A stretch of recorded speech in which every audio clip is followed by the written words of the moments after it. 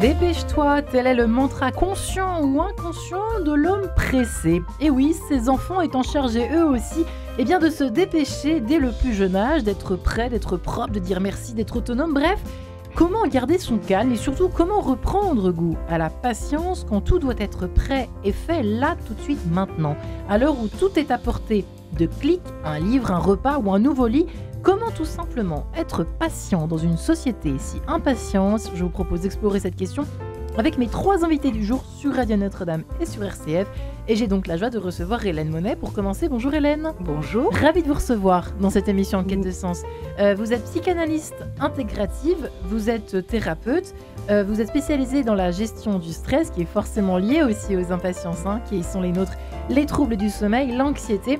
Et vous avez écrit cet ouvrage, La patience, une générosité intérieure, s'offrir du temps au jour le jour chez Erol. Nous sommes également en compagnie de Nina Bataille. Bonjour Nina. Bonjour Marie-Ange. Vous et votre patience, votre livre, vous aussi, votre hommage à la patience, dans cet ouvrage qui est sorti il y a quelques mois maintenant. J'arrête de courir après le temps, équilibre de vie, charge mentale, procrastination, je prends mon temps en main. Concret chez ECF, vous qui êtes spécialisé dans le coaching professionnel, le coaching systémique et votre approche qui intègre les dernières connaissances en neurosciences et en communication non violente ainsi qu'en psychologie positive. Et enfin Bruno Angle, bonjour Bruno. Bonjour Marie-Ange. Bienvenue dans cette émission, vous qui êtes polytechnicien, ingénieur des ponts et chaussées, vous avez dirigé de grandes entreprises dont Autoroute et Tunnel du Mont Blanc, Vinci Énergie, Macari France, pour qu'on vous connaisse un peu dans cette émission. Vous êtes aujourd'hui le directeur général du groupe AG2R La Mondiale et vous venez ici, non pas en tant que... vous venez aussi en tant que chef d'entreprise, mais vous venez surtout avec ce dernier ouvrage qui est le vôtre, De temps en temps, les multiples visages d'un trésor aux éditions du Seuil. Oui, le temps est-il devenu un trésor rare et précieux? Eh bien, j'ai l'impression que oui. Alors, pardon, mesdames, je fais honneur à Bruno pour commencer. Je ne suis pas du tout galante. Bruno, c'est un trésor, alors, ce temps devenu aujourd'hui un trésor? Alors, c'est un trésor et moi, j'ai souvent coutume de dire qu'il y a 2 ressources rares dans la vie, c'est le temps et l'argent. La bonne nouvelle, c'est que le temps est une ressource beaucoup plus égalitaire que l'argent. Puisque, au fond, entre Gavroche qui meurt sur les barricades à 12 ans et Jeanne Calment, il y a un facteur 10. Alors qu'entre le patrimoine moyen des Français et celui de l'homme le plus riche de France, il y a probablement un facteur d'à peu près 1 million. Ouais. Et donc, c'est une ressource beaucoup plus égalitaire. Mais du coup, ça nous renvoie à chacun et à chacune d'entre nous à une responsabilité individuelle extrêmement forte qui est quel usage faisons-nous de notre temps? Eh bien, mesdames, je pense que vous opinez certainement du chef en écoutant ce qu'a dit Bruno, puisque c'est amusant, Hélène Monet, de votre côté, ce n'est pas un trésor, mais une vertu au fond, puisque vous dites que vous qualifiez la patience de générosité sur votre couverture. Pourquoi? Oui, alors je n'irai pas jusqu'à dire que c'est une vertu au sens cardinal du terme, puisque je suis sur Radio Notre-Dame, j'en profite. Non, pour moi, c'est une compétence de savoir-être. C'est une souplesse mentale qui permet d'être justement en bonne intelligence de situation entre le temps court et le temps long et réciproquement. C'est quoi le temps court et le temps long pour commencer pour nos auditeurs? Alors, si j'entre dans les détails, je dirais que le temps court, c'est chronos, le temps long, c'est aion, comme le disaient les philosophes grecs. Oui. Chronos, on voit très bien, c'est là d'où vient un chronophage, voilà. Et puis, aion, c'est plutôt le temps intérieur, le temps psychologique. Par exemple, la différence entre l'ennui et la contemplation, vous voyez. Donc, le temps qu'on intériorise finalement. Est-ce que le temps long, c'est le temps suspendu dont parlent certains écrivains? Oui, c'est absolument. Ça en fait, c'est un peu ça que vous êtes en train de nous dire. Après cette introduction un poil philosophique, chère Nina Bataille, rentrons dans le concret avec vous. J'arrête de courir. Alors vous, c'est une course. C'est drôle parce que votre rapport au temps, tous les 3, n'est pas la même, en tout cas n'est pas affiché de la même façon dans vos 3 ouvrages respectifs. Et vous, c'est... On arrête cette course, quoi. On arrête de courir. C'est tellement dur d'arrêter de courir. On est un petit peu hypnotisé par notre société. Hypnotisé. Oui, hypnotisé, parce que quand un message se répète, ça s'appelle être hypnotisé par le fait de pouvoir obtenir tout instantanément en un clic, par exemple. et puis par une valorisation de la rapidité et de la surcharge d'activité. Alors, on est en train de changer, hein, petit à petit, Ouais. donc c'est bon signe. Pour remplir le temps. Remplir le temps. Pourquoi? Eh ben, justement, c'est une bonne question. Quelle est la croyance derrière ça? Ouais. Qu'est-ce que ça vous apporte? Remplir le temps. Plutôt que de se laisser hypnotiser, une des premières solutions, c'est de se poser la question, pourquoi? Quels sont les bénéfices? Qu'est-ce que ça m'apporte? Et quels sont les freins? Mm. Et une fois que je fais la part des choses en fonction de mes réponses, j'ai déjà des pistes d'action. Bruno Angle, à partir de quand sommes-nous devenus une société impatiente? Je pense qu'on peut le dire que nous sommes dans une société impatiente. C'est vrai que je me suis permise de le qualifier dans le titre de cette émission, mais... On est probablement dans une société impatiente. Je pense qu'il y a un certain nombre de phénomènes qui accentuent cet état de fait. Par exemple, les chaînes info, en France, je crois qu'on est les recordman du monde du nombre de chaînes d'infos en continu. Il y en a bien sûr dans les autres pays, mais il y a peu de pays qui en ont 4 ou 5. Et je pense que la course au bandeau d'annonces, je discutais l'autre jour avec... Il n'y a pas de faute dans le bandeau. Non, mais j'ai dîné il n'y a pas longtemps avec l'ancien directeur de cabinet d'Elisabeth Borne, donc, Oui. à Matignon, et qui me disait qu'effectivement, dans son bureau, il avait BFM, pardon pour la publicité pour une marque concurrente, mais BFM allumé en permanence. Et donc, effectivement, il y a un côté auto-alimenté de cette course à l'immédiateté. Et je pense qu'effectivement, une des phrases qu'on entend très souvent, c'est « je n'ai pas le temps de ». Mais pour les raisons que je disais tout à l'heure, cette ressource égalitaire, on a tous à peu près le même volume de temps. En tout cas, en termes de journée, on a tous 24 heures dans une journée. Donc la question n'est pas de savoir si on a le temps, c'est à quoi utilise-t-on ce temps et à quoi pourquoi décide-t-on de prendre son temps. Ouais. Donc je pense qu'effectivement, il est important de prendre le temps de réfléchir notamment à l'usage qu'on veut faire du temps. Et c'est vrai qu'il y a, comme je suis assez d'accord avec vous, Nina, il y a une sorte de, pas d'aristocratie, mais une espèce de survalorisation de celui qui n'a pas de temps au fond. Alors je fais appel aussi au chef d'entreprise que vous êtes et que vous avez été, Bruno Angle, mais « Oh non, non, mais moi je n'ai jamais le temps ». Ça fait un peu Monsieur le ministre « Oh non, non, mais moi je n'ai jamais le temps, je n'ai jamais le temps ». Et c'est vrai qu'on a presque envie, quand on est au chômage, on est angoissé parce qu'on a trop de temps. Et c'est vrai que ça devient une espèce de une sorte de honte, d'une certaine façon. Bruno Angle, Hélène Monet, effectivement. Hélène, qu'est-ce que vous en pensez?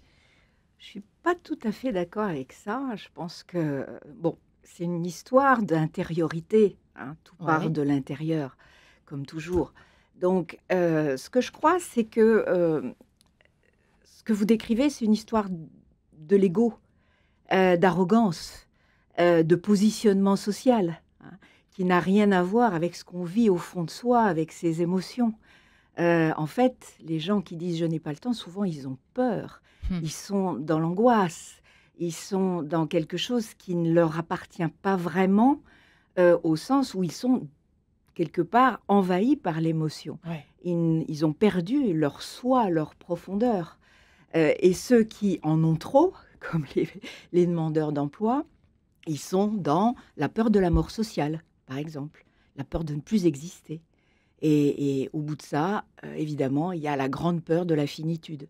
Ouais. Bon, c'est ça qui nous réunit tous. Vous êtes d'accord? Je suis assez d'accord avec ça. Et je pense qu'il faut savoir dans sa vie avoir un rapport au temps qui n'est pas uniforme. Je cite dans le livre un autre ouvrage qui est celui de Francis Valder, qui est un ouvrage oublié à tort, qui est Saint-Germain ou la négociation, qui a eu le prix Goncourt en 1958, et dans lequel on voit bien le rapport au temps dans une négociation. Et en fait, un bon négociateur, il doit être capable à la fois d'être extrêmement patient, pour reprendre le thème de l'émission de ce jour, par moment, et donc être capable d'une certaine façon de perdre du temps, et d'accepter de perdre du temps dans des discussions qui paraissent ne pas avancer parce que ce n'est pas le moment de conclure. Et il doit être également capable d'agir de façon extrêmement décisive quand les planètes sont alignées pour permettre cette conclusion. Donc il faut être à la fois dans la guerre de tranchées et dans la guerre de mouvement. Il faut être capable d'accepter une perte de temps assez longtemps et au moment où c'est opportun, être d'une certaine façon Bonaparte au pont d'Arcole. Voilà. Bondir. Voilà. Prêt à bondir. Ouais, Nina Bataille, c'est intéressant ce rapport intelligent finalement qu'il faut arriver à adopter, ce rapport au temps. Oui. Je voudrais rebondir sur ce que vous venez de dire. En fait, le problème, c'est que les gens voient la perte de temps comme une perte. C'est vrai. Je propose de remplacer le mot perte par investissement. Absolument. Absolument. C'est comme, On peut perdre de temps devant une série, par exemple, par contre, en revanche. Ou en investir parce qu'on se vide la tête et qu'on en a besoin. D'accord. Merci Nina, ça me fait plaisir. Ça nous rassure tous. Bon, tout va bien, oui. Il faut toujours une Nina Bataille quelque part pour et se sentir mieux. je suis entièrement d'accord avec ce que vous avez dit sur la finitude, qu'avoir trop de temps, ça peut renvoyer à sa finitude et à un manque d'intériorité. De toute façon, derrière les problèmes de gestion du temps se cachent souvent des problèmes émotionnels. Donc, c'est pour ça que toutes les petites rustines qu'on peut mettre sur les petits outils, là, ça peut être bien, mais ça reste des petits pansements. Et moi, j'ai envie de poser la question à ceux qui se trouvent quelque part face à leur finitude. Avec quoi vous avez besoin de faire la paix ? C'est peut-être le moment de se poser ce genre de questions parce qu'on n'a plus peur de la finitude quand on fait la paix avec toutes les petites zones avec lesquelles on a besoin de faire la paix. Donc voilà, petite chose, petite réflexion qui m'a été inspirée par un film que j'ai vu il y a 2 jours, De son vivant avec Benoît Magimel. Excellent film. Ouais. Et je pense que pour la perte de temps et la patience, ça peut être inspirant de regarder ce film qui est douloureux, difficile. J'ai très mal dormi derrière, mais je sais que mon cerveau, j'ai investi du temps sur quelque chose d'important par rapport avec un à formidable la patience oncologue qui joue son propre rôle. Il est vraiment oncologue. C'est son premier film. Incroyable. Incroyable. Mais effectivement, le seul problème, c'est qu'il faut d'abord commencer à diagnostiquer son mauvais rapport au temps, c'est-à-dire que les personnes qui ne peuvent pas s'empêcher de courir après le temps, on pense à des... Vous voyez, certainement que vous en côtoyez, vous avez peut-être été vous-même comme ça, Bruno Angle, dans une vie précédente, je ne sais pas, mais de courir après le temps, d'avoir cette jouissance presque de ne pas se forcer à s'arrêter, enfin, de se laisser courir, quoi, d'une certaine façon... par les choses à faire, les décisions à prendre, etc., etc., etc. Alors, je dirais plusieurs choses. D'abord, je pense qu'il est très important de prendre le temps de se dire quels sont mes objectifs fondamentaux. Dans la vie ou... Dans la vie. Ouais. Dans la vie. Quels sont mes objectifs fondamentaux ? Et je raconte dans le livre, j'ai un camarade de prépa. Et donc, quand nous étions en prépa, nous avions à peu près le même objectif qui était d'intégrer une grande école d'ingénieurs. Bon. Nous avons tous les deux intégré une grande école d'ingénieurs. Et puis moi, je suis devenu... La meilleure, quand même. Alors, on peut le dire. Il y a peut-être débat. Mais peu importe. On a tous les deux atteint notre objectif qui était bon. Et ensuite, on s'est défini des objectifs différents. Moi, j'ai choisi d'avoir une famille. J'ai choisi d'être d'abord haut fonctionnaire, puis dans la vie des affaires. Et lui, il a choisi de devenir moine. Et donc, il est moine à la fraternité monastique de Jérusalem. Et donc, évidemment, ses objectifs à lui, ils sont aujourd'hui très différents des miens. Et donc, il n'y a pas une bonne et une mauvaise façon dans l'absolu d'utiliser son temps. Il faut en revanche utiliser son temps d'une façon qui soit cohérente par rapport aux objectifs qu'on se donne. Ouais. Et une fois qu'on a acquis cette idée, il y a des outils pour le faire. Alors, il y a des outils très simples, je vais en citer 2. Il y a ce que j'appelle le plan de journée. Le plan de journée, c'est que chaque soir, vers 18-19 heures, je prends une feuille A4, comme celle-ci, je la coupe en 2, et sur la partie gauche, j'essaie de visualiser de façon extrêmement précise ce que sera ma journée du lendemain. C'est très différent d'une to-do list. C'est-à-dire que je visualise, je ne l'ai pas apporté, sinon je pourrais vous la montrer, je visualise en étant à l'échelle, d'une certaine façon, les aspects... je dirais, incontournables que peuvent être des réunions, par exemple. Mais dans les interstices que vont me laisser les réunions, je vais indiquer les coups de fil qu'il faut que je passe, les mails qu'il faut que j'envoie. Et si ça ne rentre pas sur le papier, il n'y a aucune chance que ça rentre dans la vraie vie. Et si ça ne rentre pas sur le papier, ça veut peut-être dire que sauf des si choses... on écrit trop petit. Alors si on écrit trop petit, on peut gagner un tout petit peu, mais le temps, malheureusement, il n'est pas compressible. Ouais. Ou décompressible, si vous me permettez ce néologisme. Et donc, si ça ne marche pas en théorie, il n'y a absolument aucune chance que ça marche dans la vraie vie. Ce qui veut peut-être dire que certaines des tâches que j'aurais envie de faire rentrer au chausse-pied dans ce plan de journée, il faut peut-être que je les délègue ou que j'y renonce complètement. Et ce qui nous amène à un deuxième outil qui est une matrice très simple 2x2, un petit tableau, entre important et pas important, urgent et pas urgent. Ce qui est important et urgent, ça, il n'y a pas de doute qu'il faut que je le fasse. Ce qui est important et pas urgent, il faut que je le planifie, peut-être pour le lendemain, le surlendemain ou le week-end si ça déborde. Ce qui est urgent et pas important, je peux peut-être le déléguer. Et ce qui n'est pas important et pas urgent, au fond, peut-être que je dois tout simplement le laisser tomber pour mieux utiliser mon temps à d'autres choses qui sont, elles, importantes et urgentes, même si je ne les connais pas encore aujourd'hui. Pourquoi ça ? Parce qu'on a tendance à être un peu obnubilé, c'est-à-dire on imagine que tout est prioritaire. C'est ça notre problème. Alors je vais vous dire, Monet, sur le mot tout est prioritaire, quand j'étais il y a très longtemps en cabinet ministériel, j'avais j'écrivais des discours pour mon ministre, qui était Bernard Bosson au ministère de l'Équipement, des Transports et du Tourisme. Et il y avait une phrase que j'avais glissée dans ses discours et qu'il aimait bien, donc du coup je la remettais, qui était la phrase suivante: « Il ne sert à rien de dire que tout est prioritaire, ce qui revient à dire que rien ne l'est. » Joli, Je suis tout à fait intéressant. d'accord avec ça. Hélène Monet, ça Oui. vous parle cette histoire? Alors moi, je voulais rebondir sur ce que vous avez dit tout à l'heure, c'est-à-dire que tout le monde n'est pas égaux devant la patience. On n'est pas tous égaux pour des raisons voilà. notamment physiologiques. Oui, Et oui. j'ai peur. On l'oublie, Qu'est-ce ça. que vous allez nous raconter? Et oui, parce que notre cerveau fonctionne avec des neurotransmetteurs. Et dans ce fonctionnement-là, il y a une part de génétique. Et donc, il y a des personnes qui ont une tendance à sécréter plus de certains neurotransmetteurs comme l'acétylcholine ou la noradrénaline, ou le cortisol, pire, qui entraînent une suractivité malgré eux. Donc, on n'est pas tous égaux devant la patience. Et par contre, il y a des personnes qui, au contraire, ont la chance de sécréter ce qu'on appelle du GABA, qui est l'hormone du calme, de la persévérance. Est-ce qu'on peut appeler ça des flegmatiques, des personnes plus flegmatiques? C'est ça? On peut le Un dire, petit peu. oui. Voilà.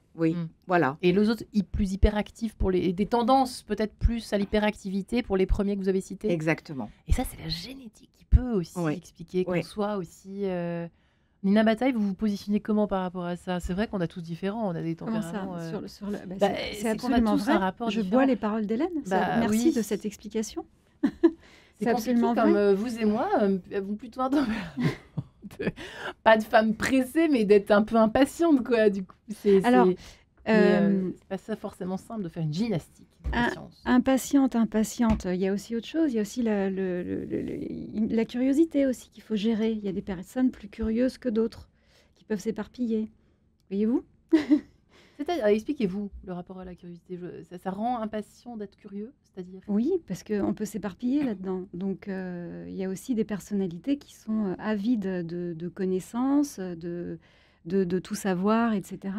Et ça aussi, c'est quelque chose qu'il faut gérer. Et je reviens à ce que vous disiez, Monsieur Angle, sur bien se connaître, en fait. Quand on se connaît bien, on connaît son fil rouge et on peut éviter de s'éparpiller dans des choses qui ne font pas sens, qui n'ont pas de rapport avec son fil rouge, même quand on a un tempérament où on veut manger la vie à pleines dents, où on est très curieux, etc.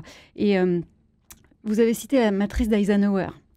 Absolument. Alors, elle est très bien. Moi, j'aime bien la résumer parce que je trouve qu'elle est un peu complexe à utiliser au quotidien et qu'elle peut faire perdre du temps. Donc, c'est pas le but. Alors, certains vont réussir à l'utiliser, je pense qu'on va s'y retrouver, mais pas tout le monde. Ouais. Voilà. Donc, l'idée, c'est peut-être de simplifier et de se poser la question. Alors, soit tous les jours parce qu'on en a besoin, soit beaucoup moins régulièrement. Moi, je pense qu'une fois par trimestre, 2 fois par an, ça suffit. De se poser la question, d'être que sur 2 cases de la matrice. En se posant la question, quels sont les 20% de tâches qui me rapportent 80% de mes résultats? Je me concentre là-dessus. Et bien, et quels sont les 80% de tâches qui me rapportent 20% de résultats? Je délègue, je transmets, j'arrête. Explication juste après Rachmaninoff, si vous le permettez, et ce prélude numéro 6 en mi bémol majeur sans transition, bien sûr. À tout de suite, les amis.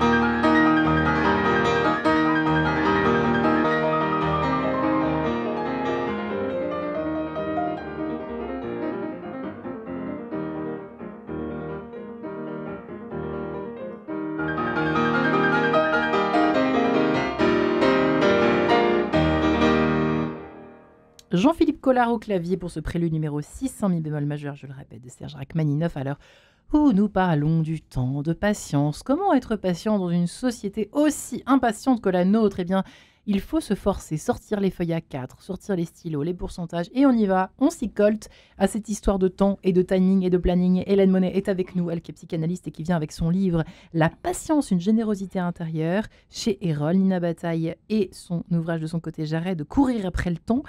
Équilibre de vie, charge mentale, procrastination, parce qu'on va voir aussi à quel point on peut procrastiner et à quel point, certes, ça peut nous faire gagner du temps plus tard, mais pas seulement, n'est-ce pas Nina Bataille ? Je prends mon temps en main, voilà. Il est encore temps en cette veille de carême.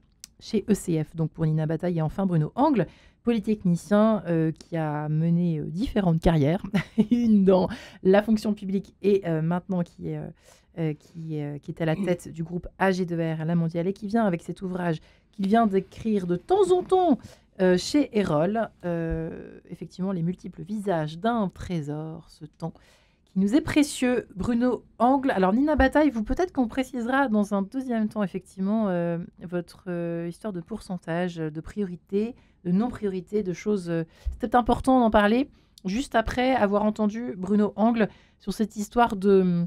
tempérament, de tempérament patient, tempérament impatient. Je ne sais pas si l'impatience fait partie... Nous n'avons pas de prêtre avec nous, peut-être le savez-vous. Est-ce que l'impatience est un péché ? Non. En tout cas, ce n'est pas dans les de péchés hein. capitaux, je ne crois pas. En revanche, ça pourrait n'empêcher. C'est un trait de caractère, et moi je fais partie indéniablement des gens qui ont un tempérament impatient. Alors, il y a je pense que ce qui est important, c'est de bien se connaître. Oui. Il y a un test de personnalité qui s'appelle le MBTI, ou le Myers-Briggs Type Indicator, que vous connaissez peut-être, et qui, sans rentrer, parce que ça pourrait occuper toute une émission à lui seul, sur la dernière dimension, il y a deux catégories de gens. Il y a les gens qui, au fond, aiment bien tout programmer à l'avance et ensuite exécuter de façon quasiment militaire, et puis il y a les gens qui aiment bien prendre les décisions le plus tard possible. Et mettre en œuvre le plus tard possible en considérant qu'ils auront plus d'informations et que donc leur décision sera meilleure parce qu'ils auront attendu.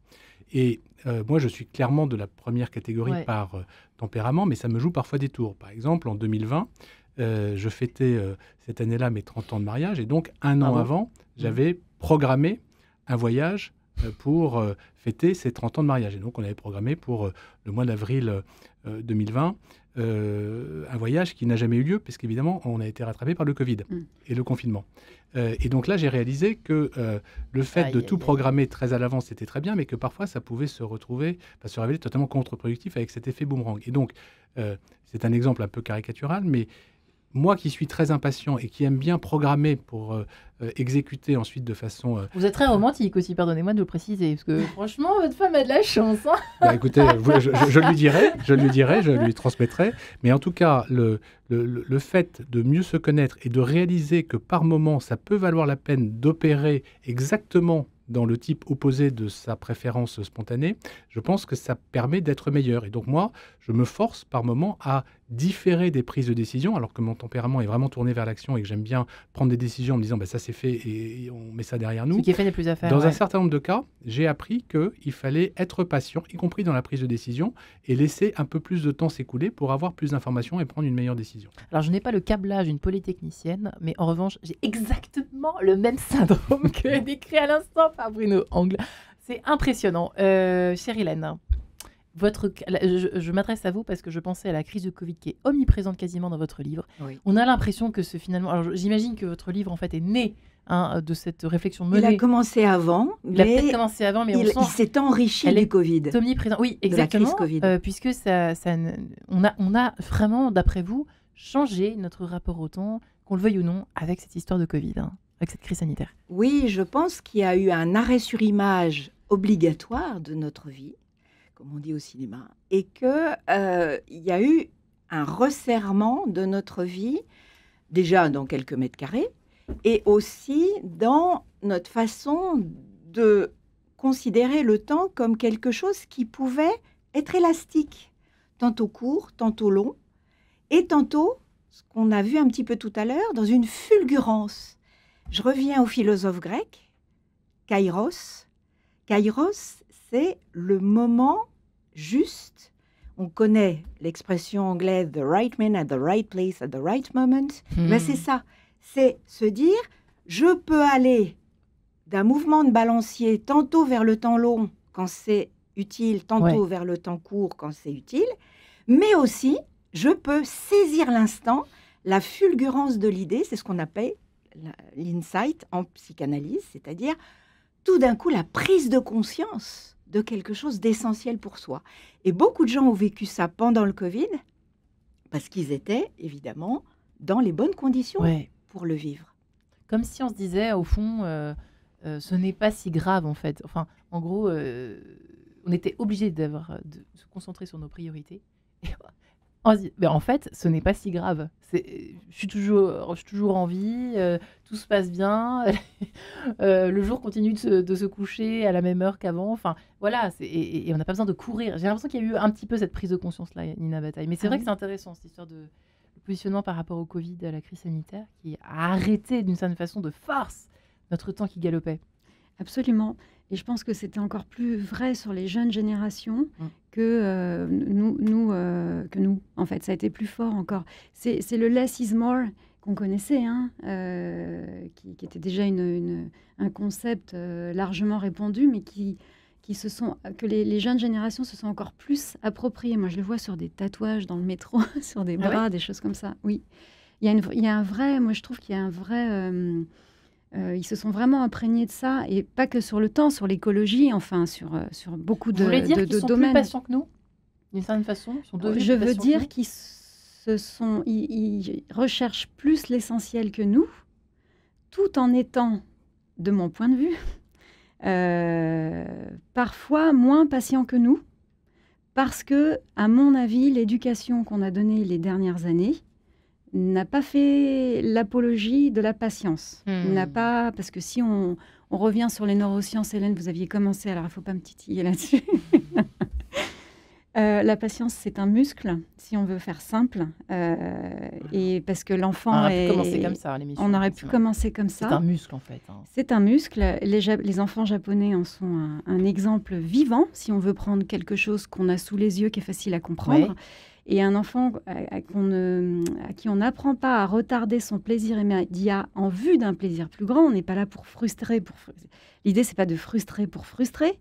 L'idée, c'est de faire entrevoir quel bénéfice plus grand je peux obtenir si je renonce à un bénéfice immédiat. Par exemple, si je ne vais pas jouer aux jeux vidéo tout de suite, si je fais mes devoirs, je serai soulagée, ou j'aurai la joie d'avoir une bonne note, etc., etc. Les enfants japonais... Alors, allez-y, c'est intéressant. Alors, on leur apprend à ne pas commencer à manger avant que tout le monde soit à table, avant que tout le monde soit servi et avant que tout le monde commence à déguster ce qu'il a dans son assiette. Ça les aide plus tard à pas vouloir se jeter sur la nourriture. On sait que c'est un gros problème dans notre société, par exemple. Et qu'est-ce qu'on leur a fait faire dans leur cerveau? On a établi des connexions entre le striatum qui va envoyer de la dopamine pour dire super, plaisir immédiat, super, ça fait du bien, et le cortex préfrontal qui permet de retarder le plaisir immédiat en vue d'un plaisir plus grand parce que je le visualise. Et donc, je sais que ça va être sans doute plus appréciable de partager le repas tous ensemble que de ne pas savourer, par exemple. Et donc, si on n'a pas fait ça, on fait des adultes qui sont soumis à leur bon plaisir immédiat, qui sont moins dans l'engagement, tout court. Moins dans l'engagement. Oui, moins dans l'engagement. Et plus dans la souffrance. Plus dans la souffrance, bien sûr, au bout du bout, qui pensent qu'à court terme, ils sont dans le plaisir, mais finalement, ça génère beaucoup de souffrance, ça génère beaucoup d'individualisme. Etc. Et puis, plus soumis aux addictions, il n'y a pas que ça dans les addictions, mais si je sais pas, et plus enfantin finalement, moins responsable. Et comme le disait Bruno Angle, c'est aussi prendre ses responsabilités, tout ça. C'est aussi être plus adulte, être patient. Bon, voilà. Ça me laisse pas dubitative, au contraire, je médite, j'essaye de savourer un petit peu vos propos les uns les autres. Nina Bataille, c'est Bruno Angle. On sent à quel point, effectivement, cet exercice peut être difficile, et surtout aujourd'hui, où nous ne sommes pas aidés quand même, il faut le dire, par les réseaux sociaux. Alors là, c'est l'immédiateté avec un grand I majuscule, tout à portée de clic, comme on l'a dit dès le début de cette émission. Et il faut prendre sur soi, justement, pour reprendre le temps de tout, en fait. Mais il faut tout recommencer à zéro, dans un certain sens. Là, moi, j'avais envie de rebondir sur plusieurs des points qui viennent d'être évoqués. Le premier, c'est le confinement. Moi, d'ailleurs, mon livre, j'ai décidé de l'écrire au moment du confinement. Et je raconte dans l'introduction de ce livre que la première décision que j'ai prise quand on a su qu'on allait être confiné, c'était de lire de bout en bout les 4 évangiles d'un seul trait, ce que j'avais jamais pris le temps de faire. Et au fond, la réflexion que ça a suscité chez moi, c'est est-ce que vraiment j'ai besoin d'attendre que l'État m'impose d'être confiné pour prendre cette décision? Je pourrais parfaitement décider d'utiliser mon temps hors confinement, hors toute contrainte de l'État. C'est un peu ce que je vous disais tout à l'heure, il y a un impact psychologique sur cette histoire de confinement. Le confinement, je crois, nous a tous fait réfléchir sur notre rapport au temps. Et encore une fois, pour revenir à la question qui pour moi est tout à fait fondamentale de la façon dont chacun d'entre nous décide d'allouer son temps, on peut parfaitement décider de lire les 4 évangiles sans être confiné. Voilà, c'est une décision qu'on peut prendre. Voilà, on n'est pas obligé de la prendre, mais on peut le faire. Donc ça, c'est une première réflexion. Ensuite, sur le Kairos, moi, je dirais 2 exemples qui me paraissent intéressants par rapport à nos débats. Le premier, c'est Emmanuel Macron en 2016-2017. Emmanuel Macron, il a su saisir le Kairos. Alors après, on peut dire, ah bah oui, mais si c'était pas François Fillon qui avait gagné la primaire de droite, si c'était pas Benoît Hamon qui avait gagné la primaire de gauche, la mer Rouge ne serait pas ouverte en deux, pour reprendre l'expression de certains commentateurs politiques, il n'aurait pas eu un espace. Enfin oui, si c'était pas porté candidat, quel que soit, voilà. Et donc, il a su saisir ce moment et forcer le destin pour devenir président de la République à 39 ans. Et deuxième exemple, qui est un exemple sportif, dont je parle également de temps en temps, c'est Steven Bradbury, que vous connaissez probablement pas.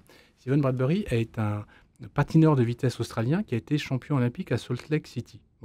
Et alors, pour ne prendre que la fin de l'histoire, parce que l'histoire se déroule sur 2 pages complètes, ça commence 10 ans avant, mais pour ne prendre que les Jeux Olympiques de Salt Lake City, c'est quelqu'un qui arrive aux Jeux Olympiques en étant classé 20e mondial, donc a priori, il n'a absolument aucune chance de médaille.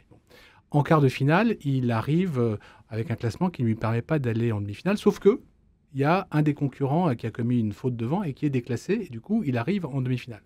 En demi-finale, comme il n'est pas dans les meilleurs, il fait la course derrière tout le monde, sauf qu'il y a 2 concurrents qui se télescopent, qui chutent, et donc il les double, il arrive sur la ligne, et il se dit, mais voilà, il est déjà ébahi d'être en finale.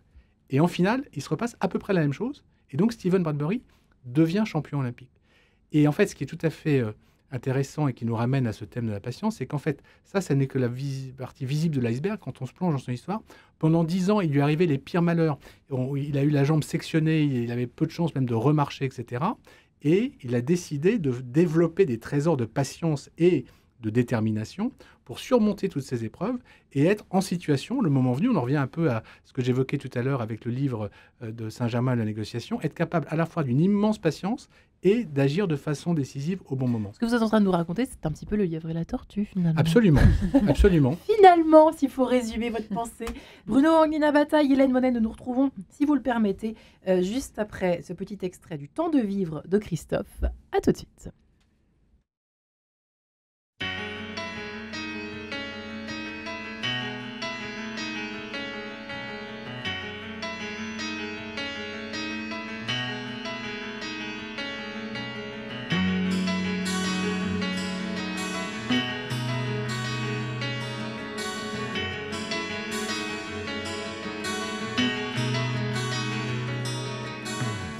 Venu sous la pluie, je marche droit devant, bousculé par des gens que je ne connais pas. Et je me sens fatigué. À chaque pas, la nuit tombe sur mes cheveux collés dans ces phares qui éclairent ma guitare mouillée. Même la mort est trempée.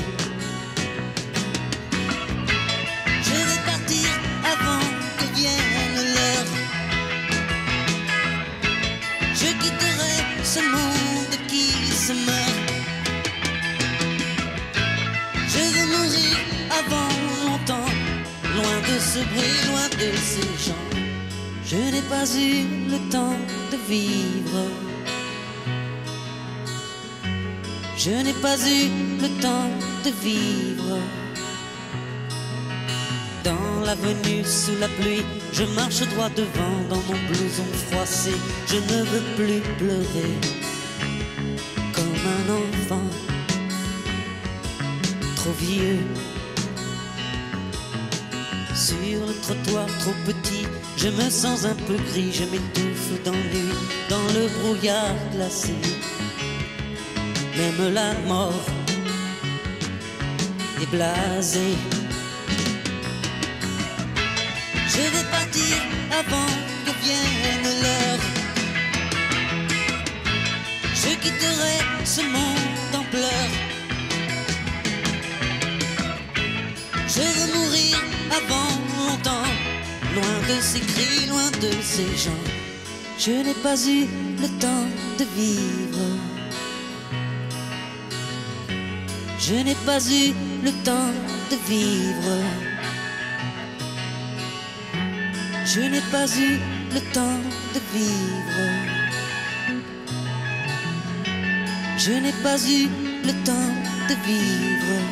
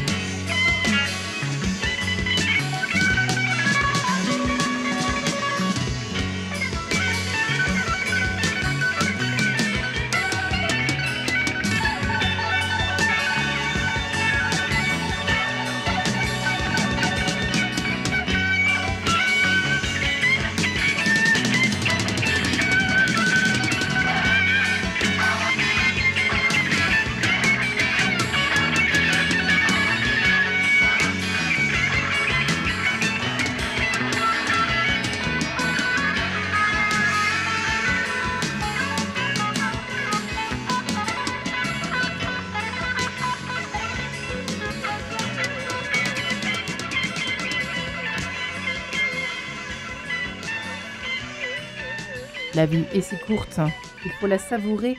Le temps de vivre, le retrouver, le reprendre, ce temps de vivre. En tout cas, Christophe, que nous saluons évidemment. Hommage au confinement. Non pas hommage au confinement, mais un peu au héros du confinement, on peut le dire. Hélène Monet, vous en faites partie d'une certaine façon. Nina Bataille aussi. Vous aviez coaché, vous, Nina, aussi, oui. Pendant le confinement. Bah oui, vive la visio. Hein, et Benoît qui a œuvré, travaillé, charbonné pendant le confinement. Évidemment, on imagine bien ça. Et nous ici, à Radio Notre-Dame, on a fait chacun ce qu'on a pu. En tout cas, voilà, comment être patient dans une société aussi impatiente. On a parlé du lièvre et de la tortue. Hélène Monet, c'est vrai que on n'a pas envie d'être la tortue. Et pourtant, 3 petits points. Et pourtant, on en comprendrait bien des choses et on en gagnerait bien des victoires et des batailles si on était plus tortue que lièvre. Moi, je pense que La Fontaine a été un précurseur avec cette fable. Mais aujourd'hui, il est important de savoir quand être tortue et quand être lièvre. Et qu'en fait, au bout, à la ligne d'arrivée, les deux peuvent gagner. D'accord. Donc les grands impatients peuvent aussi gagner. Alors, moi, je dirais pas les grands impatients, je dirais ceux qui sont dans une espèce de spontanéité créative. Parce que c'est ça l'idée du lièvre aussi. C'est de savoir être opportuniste.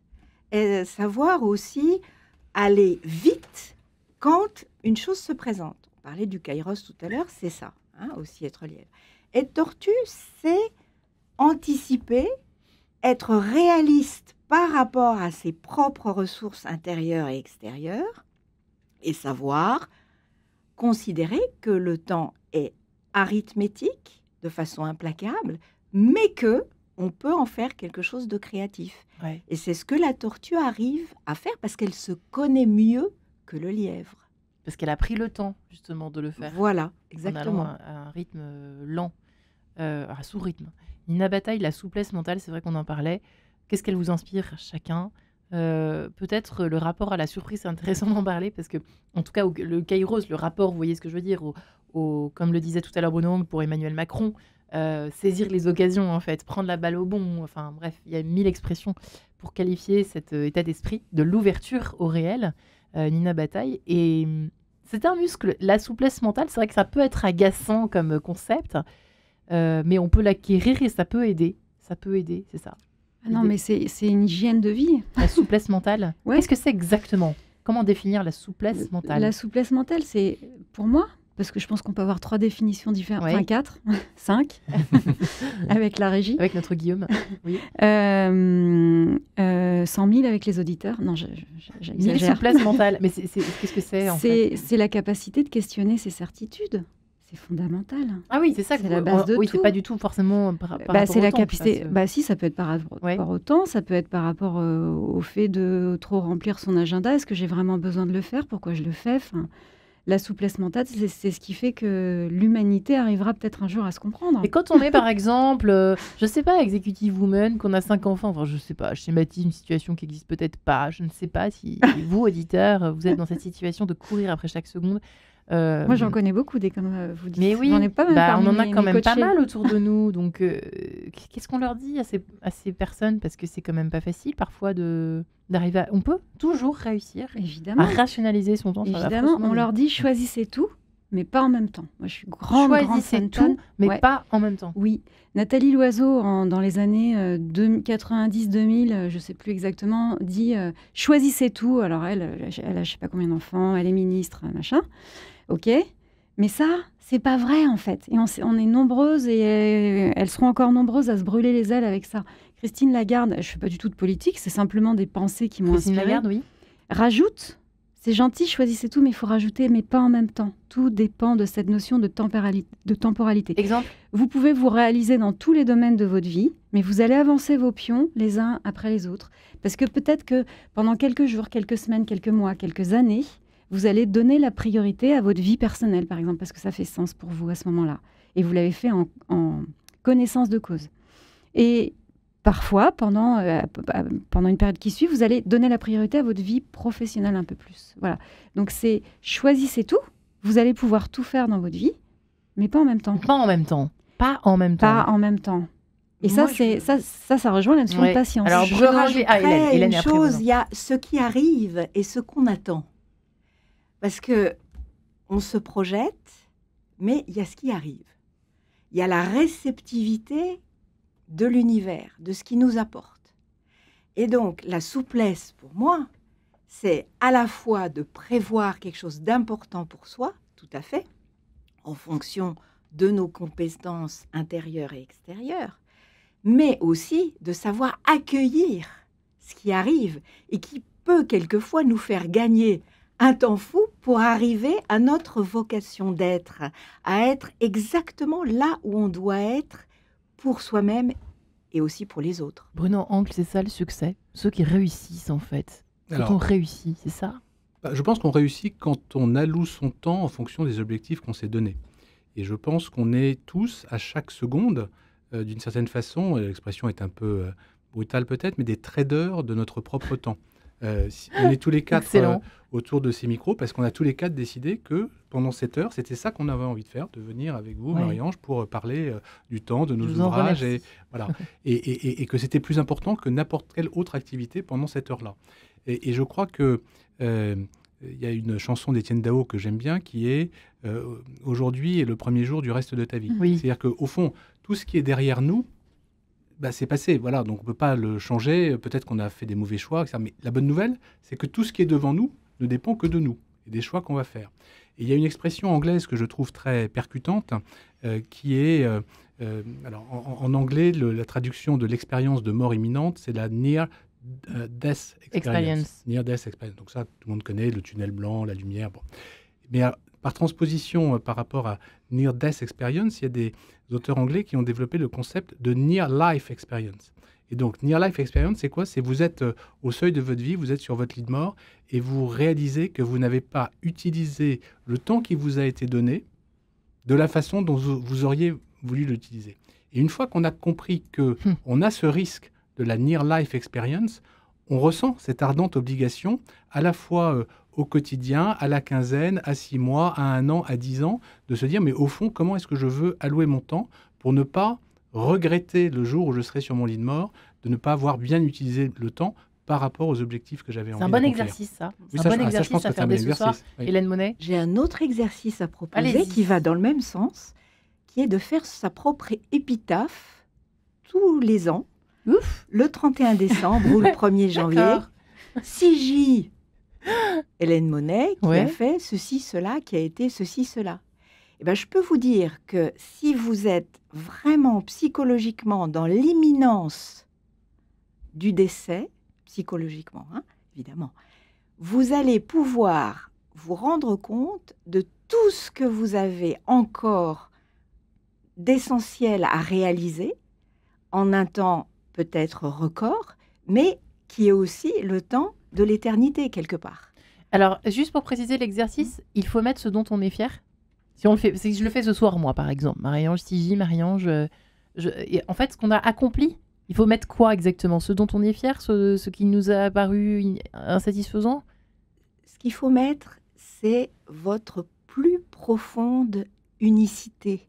Qu'est-ce qui a fait que Marie-Ange a existé et qu'elle n'existera plus?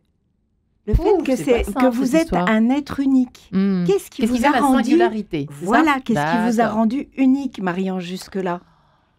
Et qui vous donne envie aussi d'être unique de plus en plus, d'aller de plus en plus vers l'essentiel. De vous connaître.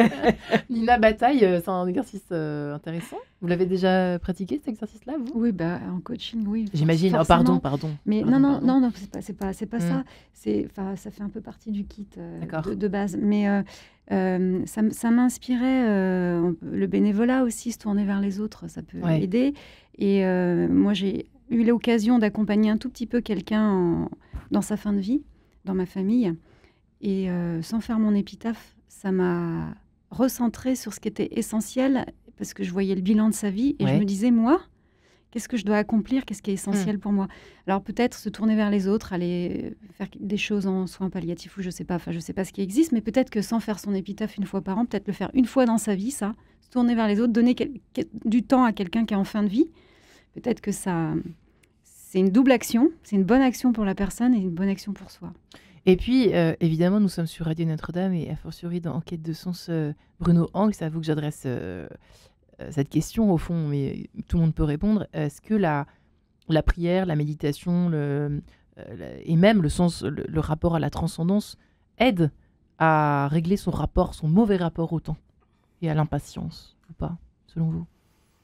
Vous n'êtes pas si sûr. Je ne sais pas, mais en écoutant Nina, je repensais à une circonstance vraiment dramatique. On avait à Versailles un fils d'ami qui s'était suicidé à 19 ans alors qu'il avait toute la vie devant lui et toutes les qualités. Donc c'était vraiment un geste incompréhensible. Et il y avait 3000 personnes à la cathédrale Saint-Louis pour ses obsèques parce qu'évidemment ça avait beaucoup marqué toute la communauté. Et c'est l'abbé Grosjean, que vous connaissez sans doute, qui a prononcé l'homélie. Et donc le garçon en question s'appelait Gaspard. Et la fin de l'homélie, c'est Gaspard, tu n'avais pas le droit de faire ça, mais nous allons vivre. Et vivre avec une intensité qui est, puisque nous avons du temps, puisque ce temps nous est donné, nous allons vivre pleinement et faire en sorte de vivre le plus en cohérence possible avec les objectifs. J'en reviens toujours à cette notion d'objectif que nous donnons. Il n'y a pas de jugement de valeur dans les objectifs. On peut avoir des objectifs très différents. C'était l'exemple de ce moine qui a pris des choix de vie complètement différents des miens.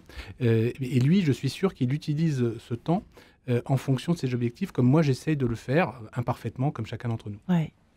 C'est beau, c'est tragique et ça nous montre à quel point il faut sans cesse remettre le gouvernail vers le bon orient, en fait, Hélène Monet, si j'ai bien compris ce que vous avez raconté tous les trois tout au cours de cette émission. Oui, qui passe vite. Tout à fait. Et pour terminer, peut-être sur une petite note spirituelle. Ah bah merci, enfin une qui répond à la question. Oh pardon, je me sentais seule sur mon bateau. Et d'humour à la fois, puisque Mathieu Ricard m'a fait l'honneur de préfacer mon ouvrage. Je ne l'ai pas précisé, pardonnez-moi. Voilà une petite anecdote. Un disciple tint, dit-on, ce dialogue avec un maître zen. Combien faut-il de temps pour atteindre l'éveil, cher maître? 20 ans, peut-être. Et si je suis très pressé? Oh, alors là, 50 ans. Je ne sais plus, vous connaissez cet adage, cette phrase. Je ne sais plus d'où ça sort cette phrase. C'est tout doux, doucement, doucement, nous sommes pressés. Je crois que c'est un chef militaire. Je me demande si c'est pas un chef militaire très ancien, mais enfin, voilà, ça rejoint un peu l'idée. Doucement, doucement, nous sommes pressés. Voilà, plus on prend son temps au fond pour bien décider le combat que nous allons mener, si c'est agi d'un combat, si la vie est un combat, je ne sais pas. Ça dépend de vous, chers auditeurs, dites-nous. Nina Bataille, vous avez une citation, vous, votre citation chouchoute, comme ça, un slogan qui gouverne un peu votre vie. Enfin, vous êtes un peu débordé. Choisissez tout, mais pas en même temps, c'est pas mal. Choisissez tout, mais pas en même temps. Moi, j'aime bien. Ça résume bien votre livre, en plus. Effectivement. Oui, et Bruno Angle. Et moi, j'ai une que j'aime bien, que je cite là aussi dans le livre, c'est d'Étienne Klein. Ouais. Il dit le facteur temps ne sonne jamais deux fois. Le facteur temps ne sonne jamais deux fois. Et écoutez, il y a un côté glas là-dedans. Mais non, au contraire, pour moi, c'est une incitation à le saisir et à saisir la vie à pleines dents. À pleines dents. Qu'aurait dit le pape François ? Eh bien, sortez de votre canapé, prenez le temps aussi pour prier et pour bien décider. Mais c'est vrai que de prendre le temps aussi je reprends juste pour résumer ce que vous dites sur la négociation, et ça peut bien aider effectivement de savoir prendre le temps quand il faut le prendre, et ne pas se dépêcher de répondre. Voilà, chers auditeurs, eh bien, j'espère que cette émission aura répondu à votre urgence, l'urgence de votre maladie d'impatience. Comment être patient dans une société impatiente. Merci les amis. Merci Hélène Monet et votre livre La patience, une générosité intérieure chez Erol. Nina Bataille, merci à vous et votre équilibre de vie. J'arrête de courir après le temps chez ESF. Et Bruno Hang, merci de temps en temps. Votre ouvrage édité au CERF, pardonnez-moi. Merci les amis. Merci beaucoup.